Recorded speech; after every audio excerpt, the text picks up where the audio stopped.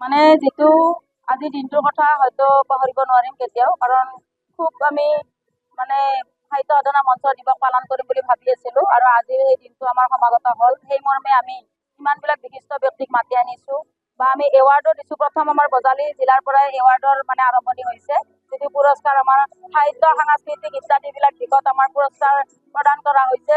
আমি বজালীৰ পৰা আজি এনেকুৱা এটা যে আটকধুনীয়া অনুষ্ঠান পাতিব পাৰিছো, তাৰ বাবে মই নথৈ আনন্দিত।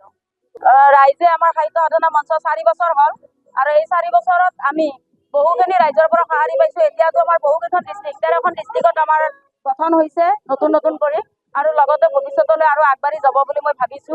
ইয়াৰ জৰিয়তে আমাৰ যিটো যুৱ প্ৰজন্ম, এয়া যি আমাৰ মানে কি মোবাইলৰ যুগ বুলি কোৱা হয়, কিতাপ নপঢ়ে, লিখা মেলা নকৰে, আমি সাহিত্য সাধনা মঞ্চৰ জৰিয়তে তেওঁলোকক যাতে আমি নবীন শিল্পীসকলক আগুৱাই নিব পাৰো, সেইকাৰণে আমি প্ৰচেষ্টা চলাই আছো।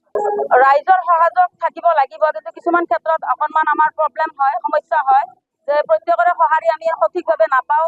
কিন্তু যদি সেই লিডাৰশ্বিপ কোৱালিটি থাকে, নেতৃত্ব বহনকাৰী ব্যক্তিজন যদি সঁচা অৰ্থত যদি কাম কৰা হয়, তেতিয়াহ'লে কিন্তু ৰাইজেও আঁকোৱালি ল'ব আৰু সকলোৱে আমাৰ সাহিত্য সাধনা মঞ্চত যোগদান কৰিব বুলি মই আশা ৰাখিছো। যিকোনো খবৰৰ বাবে যোগাযোগ কৰক 7099017330 লগতে 7099017110 নম্বৰত।